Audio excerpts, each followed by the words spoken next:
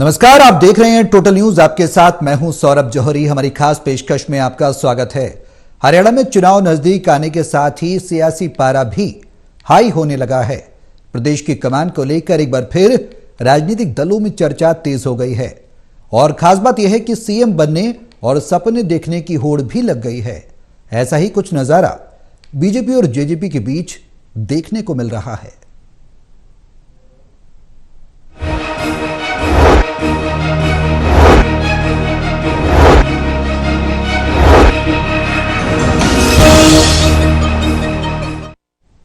BJP और JJP की सियासी जंग आखिर किस करवट बैठेगी, किसको नफा नुकसान होगा, इस पर हम करेंगे चर्चा। हमारे सहयोगी हमारे साथ मौजूद हैं, उनसे उनका तारुफ मैं आपसे करा दूं। हिसार से हमारे साथ हैं associate editor doctor Mahesh Kumar और पानीपत से एसोसिएट एडिटर हैं देवेंद्र कथुरिया हमारे साथ मौजूद हैं और वरिष्ठ पत्रकार हैं वीरेंद्र सोनी जी। आप सभी के साथ हम चर्चा को आगे बढ़ाएंगे, लेकिन उससे पहले एक रिपोर्ट आपको दिखाते हैं। सियासी नूरा कुश्ती को थोड़ा सा समझिए, फिर करेंगे चर्चा की शुरुआत। देश में कई नेता तो सीएम बनने के इंतजार में बूढ़े ही हो गए और कोई बनते बनते रह गया। इन चुनाव में फिर सीएम बनने की जोर आजमाइश तेज हो रही है। गठबंधन सरकार में जूनियर पार्टनर जेजेपी के सबसे बड़े सितारे दुष्यंत चौटाला के सीएम बनने की बाबत पार्टी के प्रधान महासचिव दिग्विजय चौटाला ने बयान दिया तो दोनों दलों के बड़े नेताओं में वार पलटवार शुरू हो गया। गठबंधन भले ही हो पर सीएम कौन नहीं बनना चाहता। छत्तीसगढ़, मध्य प्रदेश और राजस्थान को ही देख लो, सीएम बनने के लिए कहां कहां पैरवी हुई। लीजिए पहले दिग्विजय चौटाला।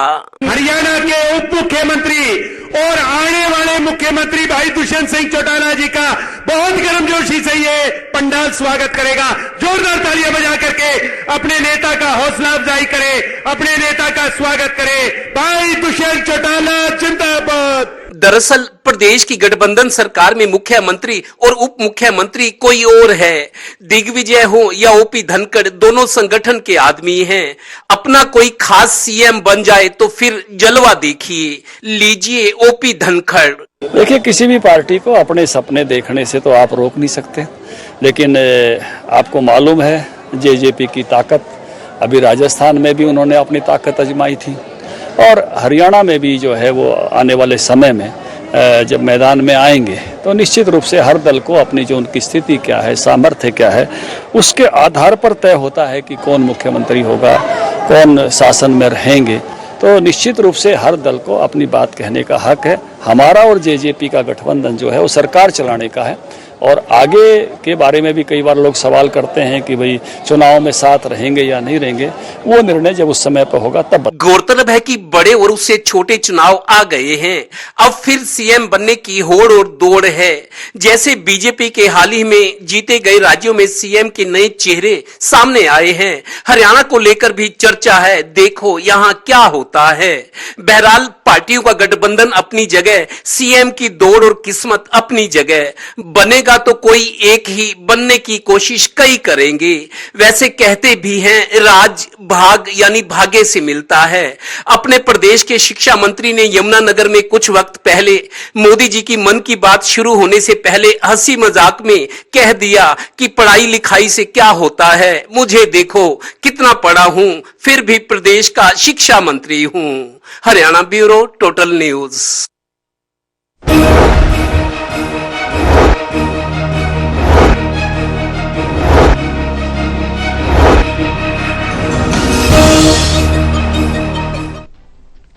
तो बीजेपी और जेजेपी की सियासी जंग किस करवट बैठेगी, क्या संकेत दे रही है, इसी पर हम चर्चा करेंगे। मुख्यमंत्री पद का जो दावा है वो जेजेपी की तरफ से भी ठोका जा रहा है। दिग्विजय चौटाला दुष्यंत चौटाला को भावी मुख्यमंत्री बनाने की बात कह रहे हैं और ये कह रहे हैं कि वो भावी मुख्यमंत्री होंगे हरियाणा के।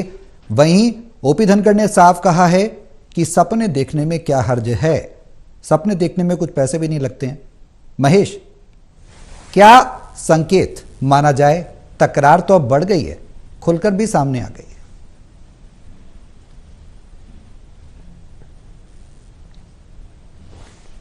देखिए सौरभ, ये कोई पहली बार नहीं है कि जब दिग्विजय सिंह चौटाला की तरफ से भावी मुख्यमंत्री यहाँ पर दुष्यंत चौटाला को घोषित करने की कोशिश की गई होगी। जननायक जनता पार्टी की जितनी भी रैलियां हुई हैं सरकार में, गठबंधन सरकार में रहते हुए भी जननायक जनता पार्टी ने अपनी जितनी भी रैली की, पिछली रैली भिवानी में भी की गई थी, वहां पर भी जो तमाम जननायक जनता पार्टी के नेता थे, कार्यकर्ता थे, दुष्यंत चौटाला को भावी सीएम कहकर संबोधित कर रहे थे और भावी सीएम की बात अजय सिंह चौटाला करते रहे। जननायक जनता पार्टी का हर नेता, हर कार्यकर्ता करता रहा। ऐसा नहीं है कि पहली बार ही यहां दिग्विजय सिंह चौटाला ने भावी सीएम कहकर दुष्यंत चौटाला को संबोधित किया हो। लेकिन यहां समझने की बात है कि गठबंधन रहेगा नहीं रहेगा, इसका फैसला हरियाणा की मनोहर सरकार या हरियाणा का जो गठबंधन या जो हरियाणा का संगठन है वो नहीं कर सकता है। दरअसल ये जो गठबंधन किया गया था वो अमित शाह की तरफ से किया गया था और ऐसा नहीं है कि भारतीय जनता पार्टी के तमाम लोग जब भी गठबंधन को लेकर सवाल होता है तो कान में आकर एक बात जरूर वो कहते हैं कि अगर हरियाणा वालों के बूते की बात हो तो आज रात को वो तोड़कर सोएं।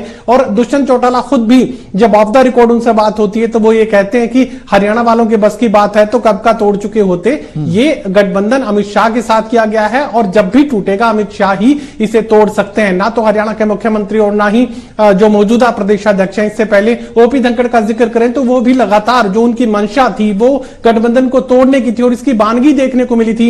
हिसार में एक मीटिंग की गई थी भारतीय जनता पार्टी के कार्यालय में, ये मीटिंग की गई थी, खुद मुख्यमंत्री उसमें मौजूद थे और उसमें ये कहा गया था कि जिला परिषद चुनावों को लेकर एकला चलो की नीति पर भारतीय जनता पार्टी आगे बढ़ती हुई नजर आई थी। और उसके बाद जब हमने पूछा कि गठबंधन की सहयोगी का क्या होगा तो जवाब दिया गया कि फ्रेंडली मैच वो खेलने का काम करेंगे। यानी दोनों ही तरफ से बात कही जाती रही है, चाहे भारतीय जनता पार्टी की बात हो चाहे जननायक जनता पार्टी की बात हो, वो लगातार ये बात कहते रहे, ऑन रिकॉर्ड नहीं, ऑन कैमरा नहीं, ऑफ रिकॉर्ड ये बात वो लगातार कहते रहे। चाहे भारतीय जनता पार्टी की बात हो, जेजेपी की बात हो कि अगर हमारे बस की बात होती तो आज रात को गठबंधन तोड़कर ये फैसला घोषित कर दिया जाता। लेकिन चूंकि ये गठबंधन अमित शाह ने किया है तो जब भी ये टूटेगा अमित शाह की तरफ से ही तोड़ा जा सकता है, उससे नीचे उससे पहले कोई नहीं तोड़ सकता। तो गठबंधन को लेकर फैसला साबित है। और भावी सीएम वाली जो बात है जननायक जनता पार्टी ने पहली बार नहीं की, हर रोज इसी तरह की बात दिग्विजय सिंह चौटाला करते रहे अपनी हर रैली में, अपने हर मंच पर। दावे करते रहे हैं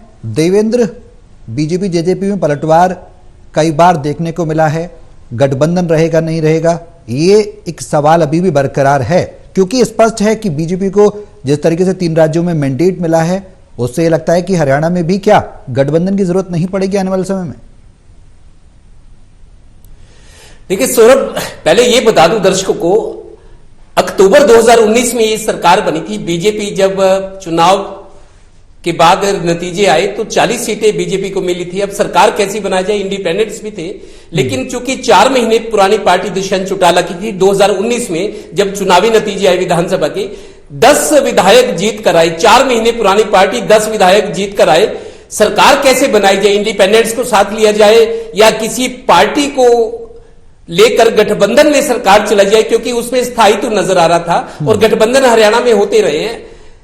पिछले कई कार्यकाल देखे, कांग्रेस की सरकार थी, उससे पहले चौटाला की सरकार, चौधरी देवीलाल चौधरी, बंसीलाल, गठबंधन से सरकारें चलती आई हैं और अब हालात बदल गए हैं राजनीति के। कोई भी दल अपने बूते पर चुनाव लड़ सके, जीत कर आए, ऐसा कम हो रहा है। हालांकि बीजेपी ने ये जरूर करिश्मा कर दिखाया है। तो अक्टूबर 2019 में जब सरकार बनी, बीजेपी को सरकार बनाने के लिए अब विधायक चाहिए थे, तो गठबंधन जो हुआ था जजपा की, अमित शाह जी जो बीजेपी में नंबर 2 के लीडर हैं, आज सरकार की बात हो या बीजेपी की बात हो, प्रधानमंत्री नंबर 1, अमित शाह जी नंबर 2, सारे फैसले, तब तो वो राष्ट्रीय अध्यक्ष भी थे, तो उन्होंने सरकार बनवाई, वो सरकार चलती आई। लेकिन मेरे को याद है अक्टूबर 2019 में जब चुनाव हुए थे, सरकार गठबंधन की शुरू हुई, 2020 में करीब 8-10 महीने हुए होंगे, पानीपत के इसराना अनाज मंडी में एक जन्मदिन मनाया गया था अजय सिंह चौटाला का, जो पार्टी के संरक्षक है। अजय सिंह चौटाला के जन्मदिन पर ही अगले ही साल सरकार बनने के यहां दुष्यंत चौटाला को डिप्टी सीएम को सीएम बनाने की हुंकार भरी गई थी पानीपत में। हमने दर्शकों को भी बताया था कि महत्वाकांक्षाएं जाग रही है जेजेपी की। तो ये नारा जो है 2.5-3 साल से लगाया जा रहा है, डिप्टी सीएम को सीएम बनाना है। पानीपत के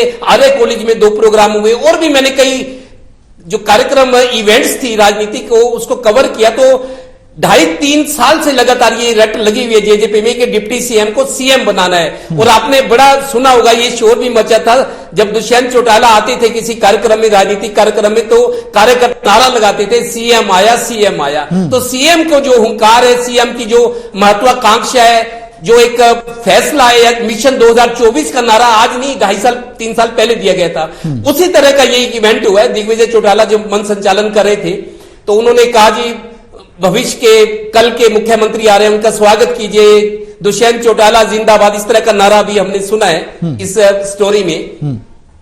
तो ये जो है ये पहले से चला रहा है। और कई बार मैं आपको बताता हूं, दुष्यंत चौटाला जो डिप्टी सीएम है, वो दिल्ली में जो बीजेपी के जो शीर्ष नेतृत्व है, प्रधानमंत्री हैं, अब तो जेपी नड्डा, इससे पहले अमित शाह थे, दुष्यंत चौटाला सीधा दिल्ली से इंटरेक्शन करते हैं। बीजेपी के टॉप लीडरशिप जो शीर्ष नेतृत्व है, वहां उनके सीधे संबंध है। कई बार हम मीडिया में देखते हैं कि वो प्रधानमंत्री को मिलकर गुलदस्ता दे रहे हैं, अमित शाह जी को जेपी नड्डा से मिलते हैं। तो चूंकि युवा नेता हैं, उनमें मेरे को लगता है लीडरशिप क्वालिटी है, विजनरी नेता है। भले ही राजनीति में आरोप लगते रहते हैं, आरोप सच्चे हैं झूठे हैं वो अलग बात है, लेकिन दुष्यंत चौटाला जो डिप्टी सीएम है, ये मानना पड़ेगा कि उनमें नेतृत्व क्षमता है और विजनरी लीडर हैं। जैसे एक बार उनके इंटरव्यू में पानीपत में ही उन्होंने ये, मैंने उनसे एक सवाल किया कि आपकी कैबिनेट के मंत्री जहां जाए किसी अफसर को सस्पेंड करते हैं, ना कोई जांच, मतलब एक होड़ लगी है मंत्रियों में कि फलाना अफसर सस्पेंड फलाना, तो अफसर भी इससे नाराज थे।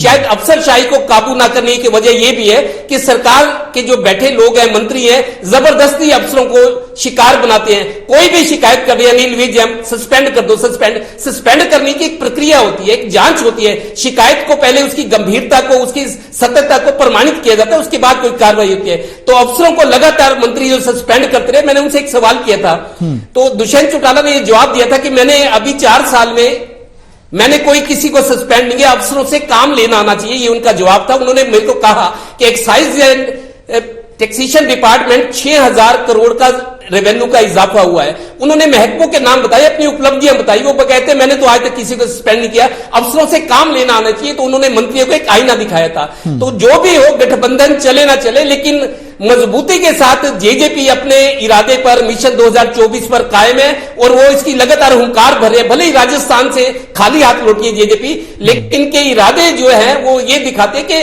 जूझने वाली पार्टी है, इनेलो से निकली पार्टी है जेजेपी, दबाव में नहीं आती, खुलकर राजनीति करती है। यही वजह है कि डिप्टी सीएम को सीएम बनाने की हुंकार तब भी भरी जा रही है जब राजस्थान से पार्टी खाली हाथ लौटी है। बिल्कुल, राजस्थान का ही जिक्र ओपी धनखड़ ने, जो बीजेपी के राष्ट्रीय सचिव, उन्होंने किया।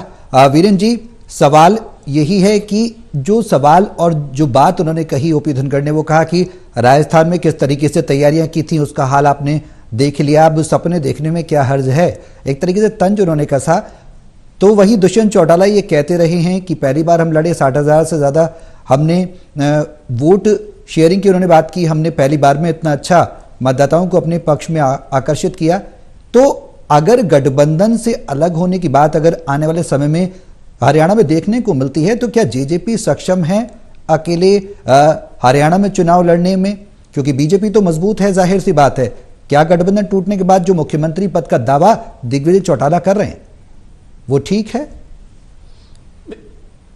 देखिए, बिल्कुल जैसे ओम प्रकाश धनखड़ जी ने कहा कि कोई भी दल जो है अपने कार्यकर्ताओं का मनोबल बढ़ाने के लिए इस तरह के आकर्षक नारे देता है ताकि कार्यकर्ताओं में भावनात्मक संदेश जाए। तो इस तरह के नारों में कोई बुराई नहीं है, सभी दल अपना लक्ष्य निर्धारित करते हैं और उस लक्ष्य को पाने के लिए प्रयास भी करते हैं। जहां तक जननायक जनता पार्टी का संबंध है, वो लोकसभा स्तर पर भी अपनी रैलियां कर रही है। अब जो है आगे जो है उनकी, अब वहां पर करनाल में भी लोकसभा संसदीय केंद्र की रैली है 24 दिसंबर को।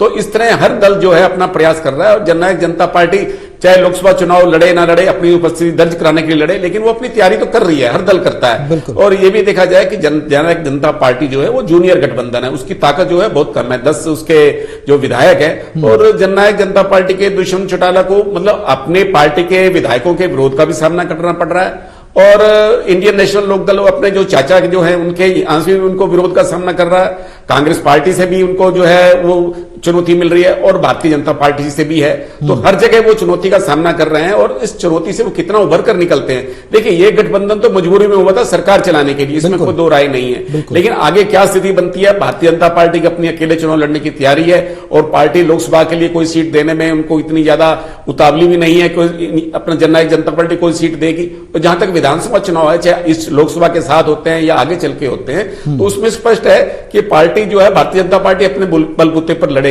और केंद्रीय नेतृत्व पर भी दबाव भी डालेगी। उधर केंद्रीय नेतृत्व की मजबूरी इस बात की है कि वो जितने भी एनडीए के घटक दल हैं उनमें एकता बना के रखना चाहता है, ये संदेश देना चाहता है कि एनडीए के जो घटक हैं, जो भारतीय जनता पार्टी के नेतृत्व में एनडीए के साथ जुड़ गए हैं, उनको पार्टी छोड़ती नहीं है। तो ये केंद्रीय के सामने अपना तरह का मुद्दा है और जो राज्य जनता पार्टी, भारतीय जनता पार्टी, उसके सामने अपना मुद्दा है। जहां तक आगे चलकर क्या स्थिति बनती है, अभी कुछ कहना जल्दबाजी, ये तो स्पष्ट नहीं कह सकता कि जो राज्य इकाई है वो गठबंधन एकदम तोड़ देगी, वो तो सिर्फ अपनी सिफारिश करेगी। और देखिए भारतीय जनता पार्टी भी अपने यहां सेकंड लीडरशिप पैदा कर रही है। तो जिस तरह से आज जो है, चाहे राजस्थान में मुख्यमंत्री का चुनाव हो, चाहे छत्तीसगढ़ का था, चाहे मध्य प्रदेश का था, तो सेकंड लीडरशिप के नेताओं को जिस तरह उभारा गया है, उसके अंदर हरियाणा में भी इस बात की अब गारंटी नहीं है कि जब बहुमत मिलेगा अगले विधानसभा चुनाव में तो मनोहर लाल जी मुख्यमंत्री होंगे।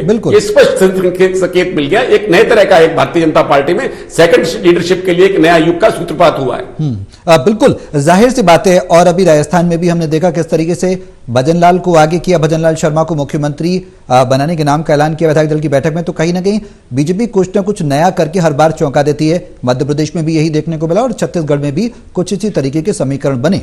अब महेश, अगर हरियाणा बीजेपी की बात करें तो तमाम ऐसे मुद्दे हैं जिनको विपक्ष उठाता रहा है। विपक्ष की कमजोरी की बात करें और उसके एक्सरसाइज ना करने की बात करें, वो एक उससे इतर अगर हम बात करें तो क्या मूलभूत मुद्दे जो हैं उनको जनता नकार देगी, या पीएम मोदी का जो फेस है जिसके सहारे एक बड़ा मैंडेट मिला है, बड़ी विजय मिली है 3 राज्यों में, उसका फायदा हरियाणा बीजेपी को भी मिलने वाला है या मिल सकता है?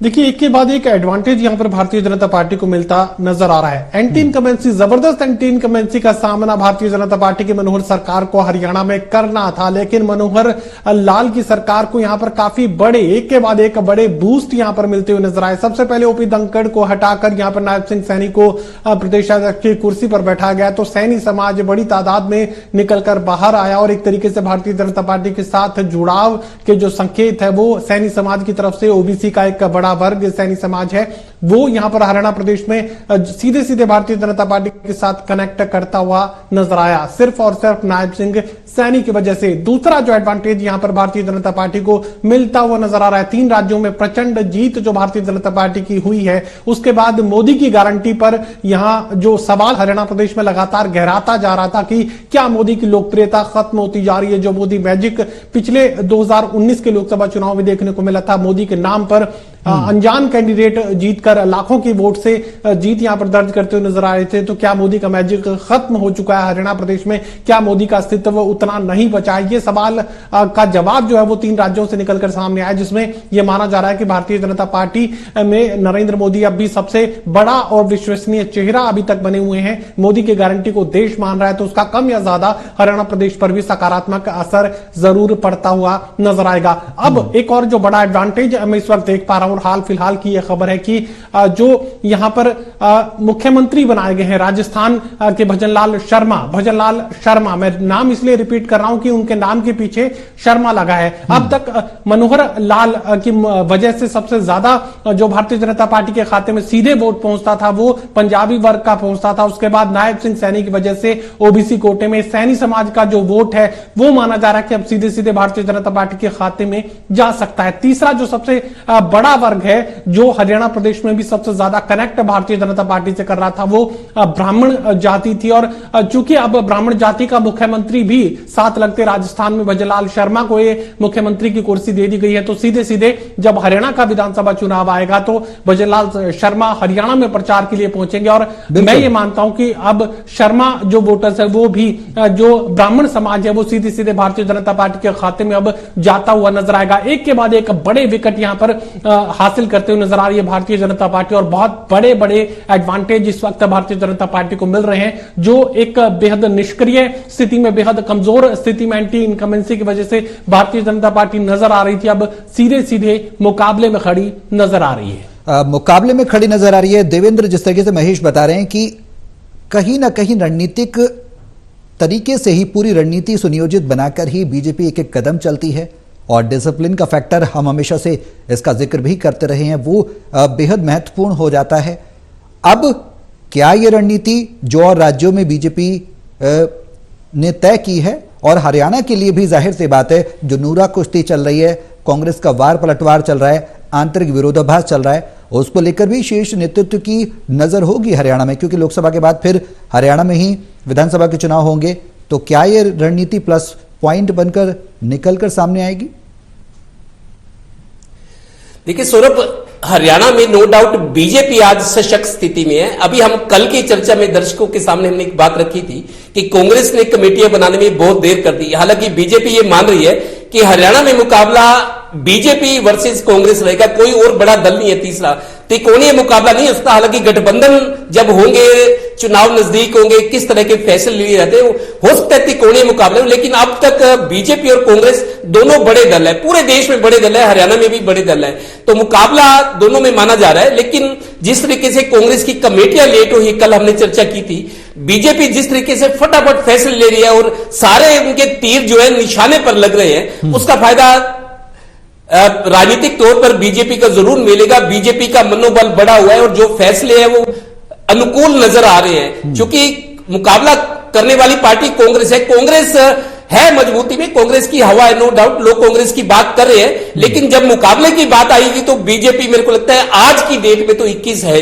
क्योंकि जो प्लानिंग है, प्लानिंग के अलावा जो उसको जमीन पे उतारा जाता है, उस प्लानिंग को मॉनिटरिंग होती है कि जो फैसले लिए गए, जो बैठके हुई है, उन पे क्या सही तरीके से अमल किया जा रहा है। उसके बाद उनकी मैनेजमेंट के बारे में कि जो कार्यक्रम किए जा रहे हैं वो अपना रिजल्ट छोड़े, छाप छोड़े। तो हर स्तर पे बीजेपी बहुत संगठित तरीके से, मजबूती के साथ, साफ स्पष्ट नीतियों के साथ आगे बढ़ रही है। अब मुकाबला जैसे बीजेपी कांग्रेस में होता हुआ लग रहा है, कांग्रेस को रिटेन करना पड़ेगा, रीगेन करना पड़ेगा अपनी जो स्थिति थी, लेकिन जिस तरीके से कमेटियां नहीं बनी और आपस में गुटबाजी है, अभी भी कांग्रेस के जिला स्तर के नेता अपनी टिकट की लड़ाई लड़ रहे हैं, पार्टी की लड़ाई में लड़ रहे हैं, बहुत सारी जगह पे ऐसा है। अभी भी भूपेंद्र हुड्डा का कार्यक्रम हो, दीपेंद्र हुड्डा है तो हुड्डा समर्थक है, वो उसमें आते हैं। रणदीप सुरजेवाला और शैलजा का कार्यक्रम हो तो दूसरे गुट के आते हैं, भूपेंद्र हुड्डा गुट के नहीं आते। 5 राज्यों के विधानसभा चुनाव होने के बाद 3 राज्यों में बीजेपी जितने बहुमत से आई है, जितना जोश और लड्डू भांगड़ा डांस डाला गया है, उससे भी लगता है कांग्रेस ने सबक नहीं सीखा है। तो ठीक है, बात यह है कि कांग्रेस को मजबूत करना होगा और बीजेपी जानती है कि मुकाबला तो कांग्रेस के साथ होगा, लेकिन बीजेपी मेरे को लगता है कई चीजों में, तैयारियों में, प्लानिंग में या मनोबल बढ़ाने में, जिम्मेदारियां बांटने में अभी आज 21 की डेट में और अब फ्रंट लाइन पे है बीजेपी, उसके पीछे पीछे कांग्रेस है। आगे चलकर गठबंधन किसके साथ होता है, जेजेपी कहां जाएगी? 2019 में जेजेपी और केजरीवाल की पार्टी का गठबंधन होता होता रह गया था, हमने देखा। बिल्कुल देवेंद्र, ये तमाम ऐसे सवाल हैं जो कहीं ना कहीं अंदर खाने चल रहे हैं और बीजेपी की स्थिति नो डाउट बहुत मजबूत है। और हरियाणा में क्या उस स्थिति का असर पड़ेगा, ये भी सवाल है। वीरेंद्र जी, लास्ट में आपसे रिएक्शन चाहूंगा, जो तकरार है आपसी बीजेपी जेजेपी की, जो शब्द बेदी वाण चलाए जा रहे हैं एक दूसरे पर, इसका क्या कांग्रेस को तो फायदा नहीं मिल जाएगा? क्योंकि कांग्रेस अपने जमीन को मजबूत करने की बात तो करती रही है, दावे करती रही है कि प्रदेश को भ्रष्टाचार में डाल दिया और कर्ज में डुबो दिया, तमाम आरोप लगाती रही है। देखिए, गठबंधन की जो स्थिति है, देखिए वो सरकार चलाने के लिए था और इस बात में कोई दो राय नहीं है, और सरकार चले भी सफलतापूर्वक है, तो सरकार में टकराव की स्थिति नहीं बनी। अब देखिए, जींद में चौधरी वीरेंद्र सिंह जी ने मेरी आवाज सुनो रैली की थी और उन्होंने दुष्यंत चौटाला पर अप्रत्यक्ष रूप से बड़े गंभीर आरोप लगाए थे। तो उन आरोपों पर भारतीय जनता पार्टी के किसी भी नेता ने अपना मुंह नहीं खोला।